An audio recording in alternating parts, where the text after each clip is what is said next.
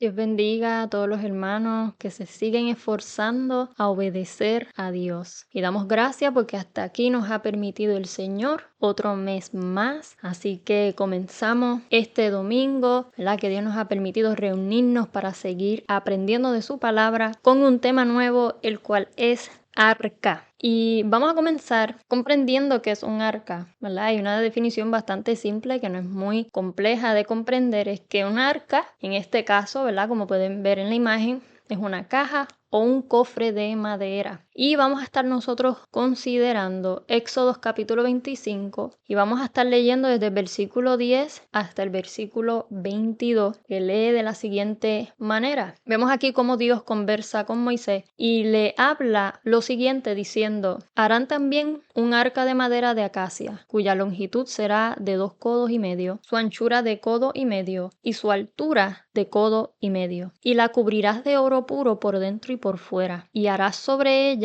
una cornisa de oro alrededor. Fundirás para ella 4 anillos de oro, que pondrás en sus 4 esquinas, 2 anillos a un lado de ella y 2 anillos al otro lado. Y harás unas varas de madera de acacia, las cuales cubrirás de oro, y meterás las varas por los anillos a los lados del arca para llevar el arca con ella. Las varas quedarán en los anillos del arca, no se quitarán de ella. Y pondrás en el arca el testimonio que yo te daré, y harás un propiciatorio de oro fino, cuya longitud será de 2 codos y medio, y su anchura de codo y medio. Harás también 2 querubines de oro, labrados a martillo los harás en los 2 extremos del propiciatorio. Harás pues un querubín en un extremo y un querubín en el otro extremo. De una pieza con el propiciatorio hará los querubines en sus 2 extremos. Y los querubines extenderán por encima las alas, cubriendo con sus alas el propiciatorio, sus rostros el uno enfrente del otro, mirando al propiciatorio los rostros de los querubines. Y pondrás el propiciatorio encima del arca, y el arca pondrás el testimonio que yo te daré. Y de allí me declararé a ti y hablaré contigo de sobre el propiciatorio, de entre los 2 querubines que están sobre el arca del testimonio, todo lo que yo te mandare para los hijos de Israel. Damos gracias a Dios por su palabra, que es clara, que es específica. Eso es lo bueno. Cuando Dios habla, no deja a uno confundido, no pone a uno en duda, sino que es detallado. Y vemos en cada narración bíblica, no solamente esta, cuando Dios quiere que el hombre lleve a cabo su plan, ¿ok?,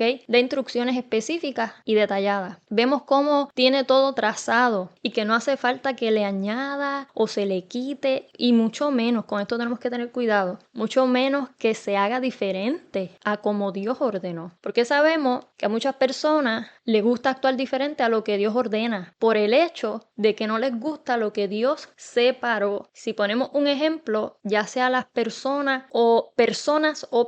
que Dios escoge para un asunto, ¿verdad?, o lugar o materiales, etcétera. En este caso nosotros sabemos que Dios escogió a Moisés y a Aarón. Sabemos que a través de la historia que hubieron personas que no estaban felices con la elección que Dios tuvo con Moisés. Y no solo estamos hablando de los hijos de Coré, pues sabemos que los hijos de Coré se rebelaron, se fueron en contra, ¿ok?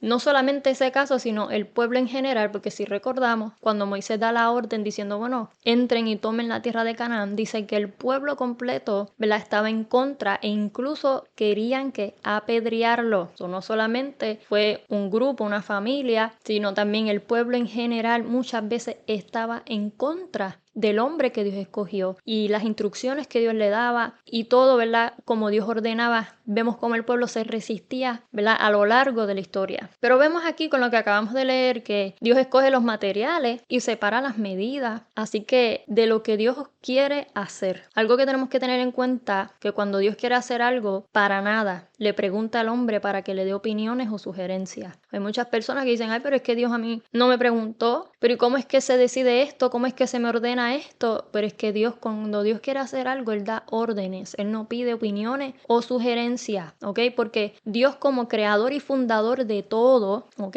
ya viene con el plan, y tenemos que entender que todo plan de Dios viene siendo bueno y no necesita arreglos. Por eso vemos que en Isaías 40, versículos 13 y 14, dice, preguntando, ¿quién enseñó el Espíritu de Jehová? ¿O le aconsejó enseñándole? ¿A quién pidió consejo para ser avisado? ¿Quién le enseñó el camino de juicio? ¿O le enseñó ciencia o le mostró la senda de la prudencia? So, vemos que Dios aquí no pregunta y no consulta con nada, de nada con nadie, ¿ok? Porque Él es la fuente de todo conocimiento. De Él sale la inteligencia, de Él sale la sabiduría. Y por eso es que no podemos sorprendernos cuando viene ya con el plan terminado y trazado y cuando Él escoge como Él quiere. No podemos ponernos a cuestionar o incluso querer cambiar algo que Él ya estableció. Así que vemos que el orden de las cosas que Dios establece con la construcción del tabernáculo, ¿ok?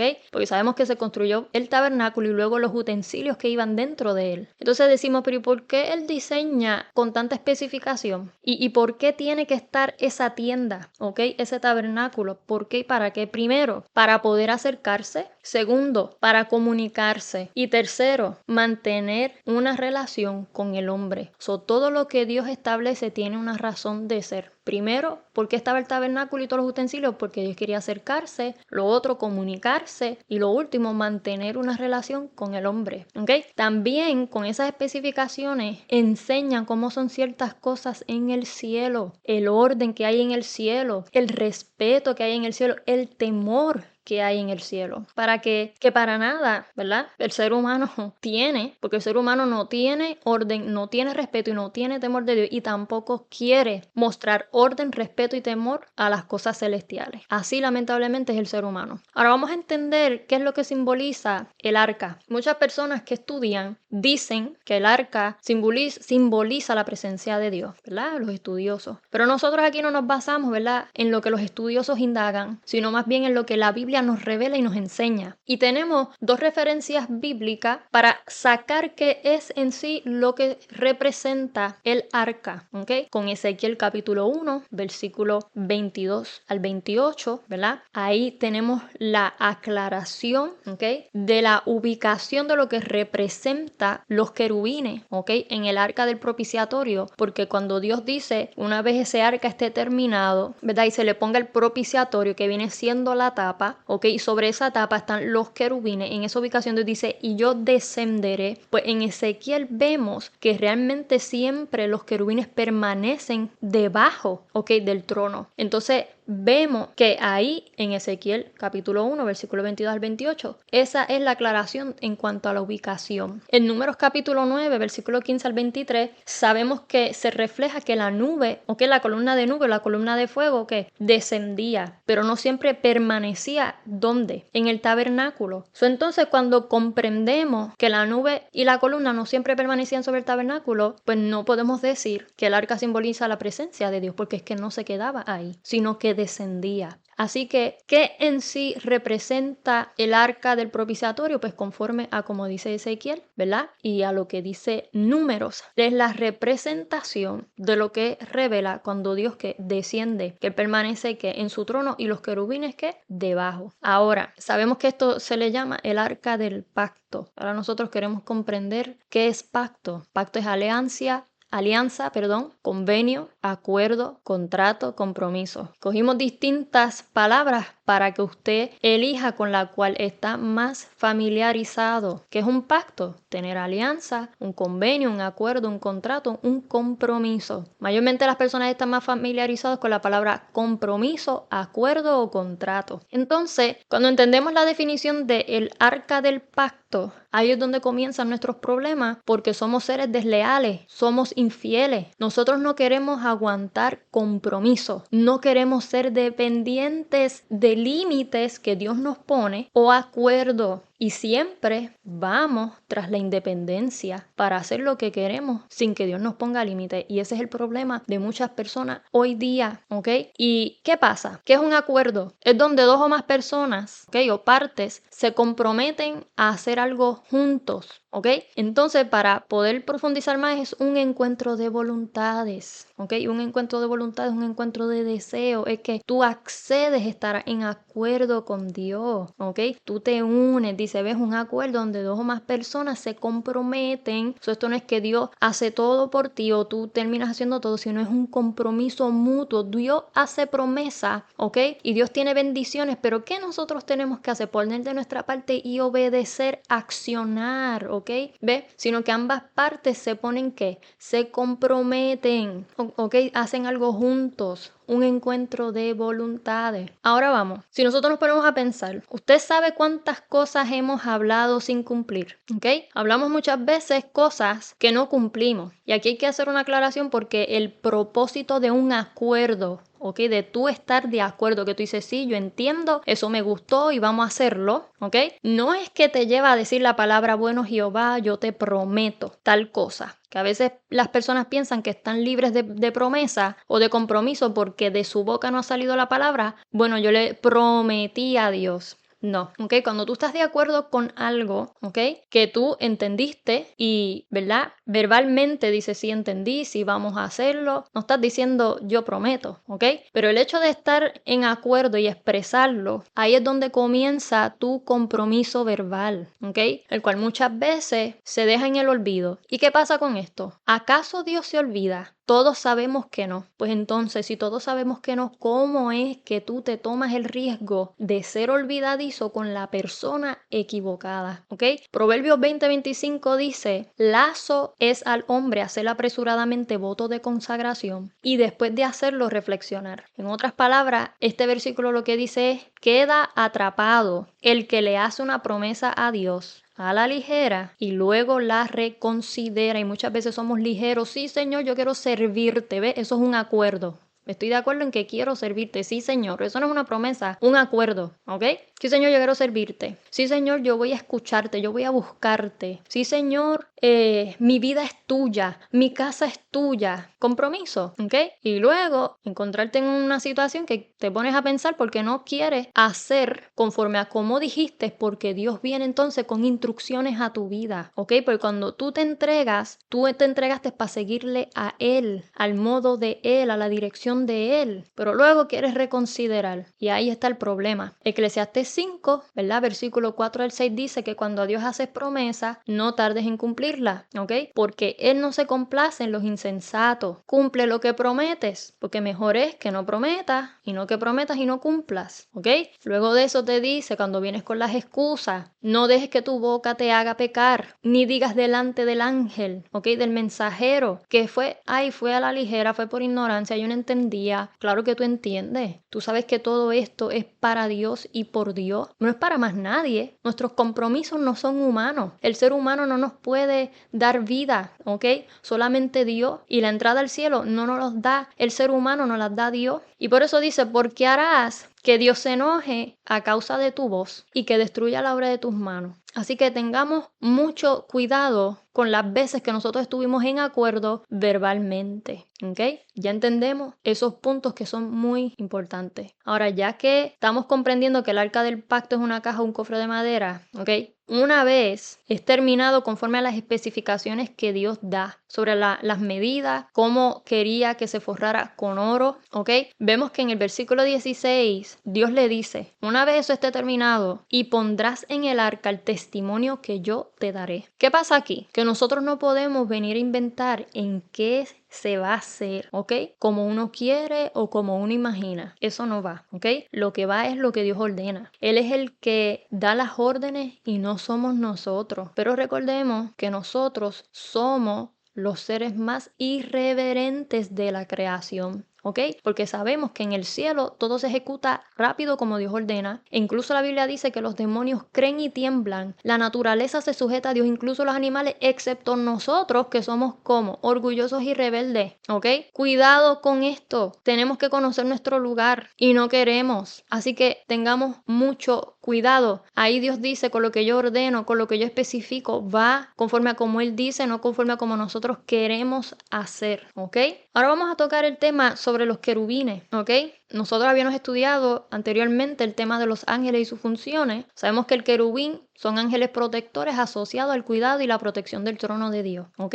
Y lo vemos en el versículo 18 y 20 que dice, harás también 2 querubines de oro, labrados a martillo, los harás en los 2 extremos del propiciatorio. Lo específico que dio y el material que iba a usar y con qué iba a trabajarlo, ¿ok? Y vemos cómo él especifica ahí del versículo 18 al 20 lo que quiere. Y cómo es que dice que va a ser uno a un extremo y el otro al otro extremo. Y cuando dice en el versículo 20, y los querubines extenderán por encima las alas, cubriendo con sus alas el propiciatorio. Sus rostros el uno frente del otro, mirando al propiciatorio. Eso es específico, cómo va la ubicación de las alas y su mirada hacia dónde va, ¿ok? Para nosotros comprender el propiciatorio, ¿qué significa propiciatorio? Cubrir, expiar. En este momento nos vamos con que es cubrir, ¿ok?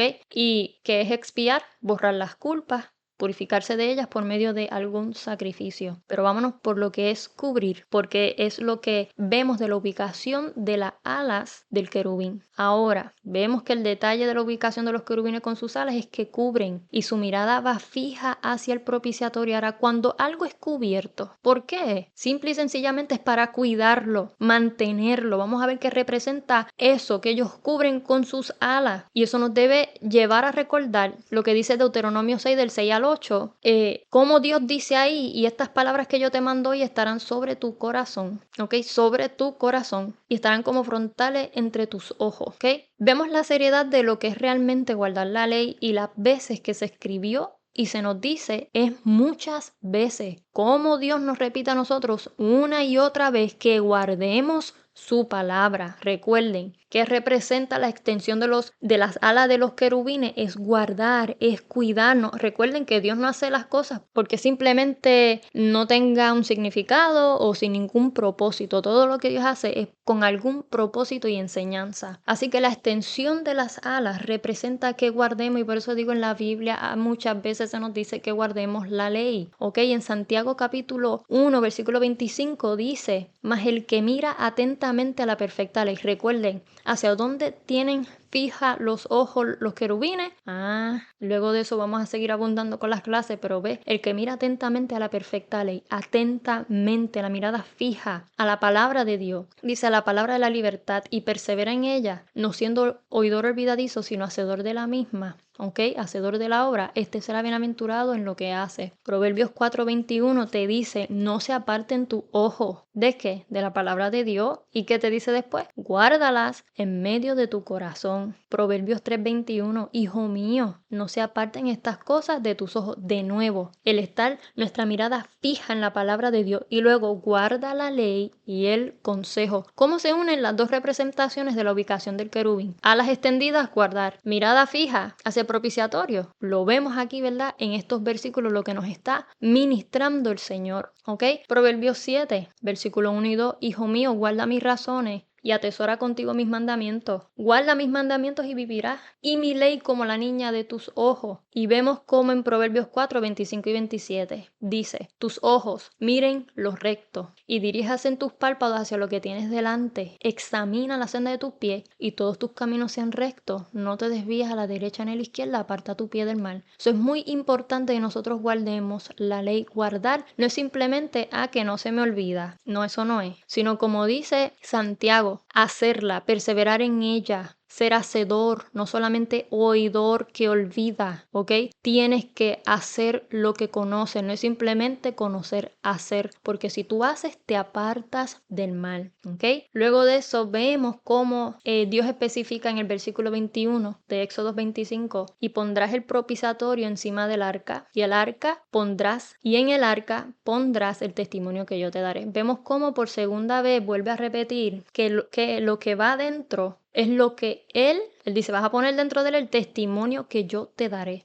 Dios no simplemente diseña el arca, sino también tiene ya separado lo que va a ir dentro del arca. Así que nosotros no podemos echar lo que sea en las cosas que son de Dios. En otras palabras, si tu vida, ¿ok?, es propiedad de Dios, dentro de ti no puede haber lo que tú elijas echar. Primera de Corintios capítulo 6 versículo 19 te hace esta pregunta: ¿o ignoráis que vuestro cuerpo es templo del Espíritu Santo, el cual está en vosotros, el cual tenéis de Dios, y que no sois vuestro? Le explico. Uno no debe exponerse, consumir de todo, ¿ok? Y no hablo sobre el tema de alimentación física nada más, sino lo que estás observando, lo que escuchas, lo que hablas, porque todo lo que Dios separa es para que seas santo, limpio y puro. Y entiende, en ti quiere morar el Espíritu Santo de Dios y que tu cuerpo es el templo del Espíritu Santo de Dios. Ahora bien, díganme, Conforme a este versículo y entendiendo eso, ¿qué estás haciendo con las manos que no son tuyas sino del Espíritu Santo? ¿Qué estás mirando con los ojos que no son tuyos sino que son del Espíritu Santo? ¿Qué estás escuchando con los oídos que no son tuyos y son del Espíritu Santo? Y así con todas las partes de nuestro cuerpo, ¿sabes? ¿Hacia dónde diriges tus pasos, tus pies? ¿A dónde estás yendo? Porque entendemos que ya nada es nuestro, sino que todo es de Él. Y ahí lo dice, tu cuerpo no es tuyo, sino que es de Dios. Entonces pensamos, ay, pero ¿por qué tanta cosa? ¿Por qué tanto límite? ¿Por qué tanta restricción? ¿Ok? Mire, si usted le entregó su vida a Dios, aprenda esto. O si está pensando hacerlo, ¿verdad? Porque lo quiere amar, porque entendió que fue creado por medio de Él y para Él. Romanos 14, ¿ok? El versículo 7 dice, porque ninguno de vosotros vive para sí y ninguno muere para sí. Segunda de Corintios capítulo 5, versículo 15 dice que Jesucristo, ¿ok? Hablando de Jesucristo, el Hijo de Dios, y por todos murió, para que los que viven ya no vivan para sí, sino para aquel que murió y resucitó por ellos. ¿Ok? Así que vamos a entender esto un poco más despacio. Aquel que entregó su vida a Dios o que quiere caminar con Él, te lo está diciendo, ya tú no vives para ti. ¿Qué significa eso? Que ya tú no vives para hacer lo que tú tanto deseas. Ah, no, pero es que Dios no es así. Bueno, esto es lo que dice Romanos 14:7, ahí está registrado, porque ninguno de nosotros vive para sí. ¿Y por qué ministra esto en el Espíritu Santo? Porque así es. Y luego en 2 Corintios lo dice, y por todos murió. Jesucristo murió por todos, pero para aquellos que viven, ¿ok? Que dicen, Señor, yo vivo para ti, mi vida es tuya, pues ya tú no vives para ti, para hacer lo que tú quieres y como tú quieras, ya tú no te mandas, ¿ok? Sino que tú ahora vives para aquel que murió y resucitó por ti. ¿Y qué significa esto? Que ya tú no hablas ni piensas como antes hacías, ¿ok? Que ya tú no te comportas como antes te comportabas, porque por eso es que Pablo logra llegar a esa altura y a esa experiencia que dice, mas ya no vivo yo, mas vive Cristo en mí. Luego de eso vemos a Juan el Bautista que dice, es necesario que yo mengüe, que yo sea menos, ¿ok? Para que Él sea el que crezca. Y vemos como hay muchos más versículos que respaldan que todo aquel que decide seguir a Cristo pierde el derecho de hacer lo que le da la gana en este cuerpo. Ah, no, eso no es así. Yo puedo vivir libre en contra de la palabra de Dios. Eso es desobediencia, eso es pecado, ¿ok? Y eso es una mentira. Así que Cristo lo dijo, el que quiera venir en pos de mí tiene que perderlo todo. Negarse a sí mismo es perder tus actitudes, tus pensamientos, todo lo que tú querías hacer con tu vida, piérdelo, niégate, ¿ok? Toma tu cruz y entonces sígueme. Pero negarse es que tú ya dejas de ser tú. Ya tú no eres quien manda, porque quien va a mandar tu vida y tus actitudes y tu manera de hablar, tu manera de comportarte cambia. El Espíritu Santo de Dios no te deja con las mismas actitudes, con el mismo hablar, con el mismo pensar, con la misma agresividad. No, el Espíritu Santo te cambia y te da la identidad de Cristo para que tú seas sublime, para que tú seas amable, para que tú seas apacible y muestres el fruto del Espíritu. Jamás. Nadie que cumpla con lo que dijo Cristo, que se niega a sí mismo, permanece igual, ¿ok? Todos aquellos que están con Cristo y permanecen igual, simple y sencillamente, es porque ellos siguen rigiendo su vida y no es Cristo. Ellos son los que siguen mandando y no es Dios. Y ese es un grave problema porque nosotros estamos llamados a resistir al diablo y al pecado y someternos a Dios. Y muchos están haciendo todo lo contrario, sometiéndose a la carne, haciendo como mejor les parece vivir la vida, permaneciendo en el pecado, agradando al diablo y resistiendo a Dios. Todo lo contrario. Jeremías 10:23 dice, conozco, oh Jehová, que el hombre no es señor de su camino, ni del hombre que camina el ordenar sus pasos. Aquí es bien claro cuando él dice que el hombre no es dueño y señor de su vida. Eso es lo que se refiere a camino de su vida. El hombre no es, ¿ok? El dueño y señor de su vida, como muchos piensan y como muchos viven, ¿ok? Dios no nos dio la vida para que nosotros hiciéramos como mejor nos pareciera. Eso es completamente erróneo y eso es una idea que va en contra de los principios bíblicos. Nuestra vida es de Dios. Por eso es que dice que nosotros no nos creamos a nosotros mismos, sino que Él fue el que nos creó a nosotros. Y cuando dice que el hombre tampoco le corresponde el ordenar sus pasos, no depende de nosotros cómo queremos ordenar, vivir y hacer, porque ese derecho Dios no nos los entregó. Daniel capítulo 4, versículo 17 dice, para que conozcan los vivientes que el Altísimo gobierna el reino de los hombres. Pero ¿qué pasa? Todos lo vamos a conocer, pero no todos queremos aceptar y vivir bajo ese gobierno de Dios. Muchas personas, por más que adoran a Dios y supuestamente dicen que lo aman, y es supuestamente porque a Dios no se ama de palabras nada más, sino a través de la obediencia, porque Jesús así lo dice: el que me ama, mis mandamientos guarda, los hace, ¿ok? Muchos van a conocer que el Altísimo gobierna el reino de los hombres, pero no todos quieren vivir bajo el gobierno de Dios. Muchos no quieren que Dios gobierne su vida. ¿Y qué pasa si las personas no quieren acceder al modo de Dios y siguen desobedeciendo y no hacen caso, siguen ignorando y se tardan mucho en obedecer? Jeremías 6:8 nos ministra y nos dice que viene la advertencia de parte de Dios: corrígete para que no se aparte mi alma de ti, para que no te convierta en desierto, en tierra inhabitada. Esa es la palabra y la advertencia para todo el que es desobediente, para que todo aquel que sigue rigiendo su vida como quiere, ignorando, ¿verdad? Que así no debe ser. Dios dice: corrígete, deja de estar ignorando, deja de estar viviendo, ¿verdad? Como si no conocieras, como si no sabieras hacer lo bueno. Así que corrígete ya. Entonces Dios te dice: ¿por qué? Para que mi alma, o sea, su espíritu no se aparte de ti. Sí, Dios se va a apartar de ti si tú sigues en desobediencia, porque Dios no tiene parte con el pecado, ¿ok? Y después te dice: para que no te conviertas en desierto y en tierra inhabitada. Te vas a quedar vacío, te vas a quedar vacía, sin Dios, sin su dirección, sin su llenura, ¿ok? Y la advertencia está. Y si seguimos ignorando a Dios, como quiera, Él va a hacer lo que dice su palabra, le quieras creer o no. Porque muchos piensan: no, Él no se va, Él no me va a dejar. Pero mira cómo Dios se va a quedar contigo si eres desobediente. Cómo Dios va a estar en armonía contigo si tú le resistes y si le llevas la contraria y si no quieres hacerle caso. Así que por eso te dice: corrígete para que no se aparte mi alma de ti y para que no te convierta en desierto y en tierra inhabitada. Así que hagamos caso a Dios, no nos demoremos más. Nosotros no estamos aquí para hacer como mejor queremos, sino estamos para que Él sea nuestro pastor, quien nos dirige, quien nos enseña, quien nos instruye. Así que dejémonos guiar y no sigamos haciendo todo lo contrario y sometámonos al Señor. Así que Dios nos ayude a todos a obedecer su palabra. En el nombre de Jesús, amén.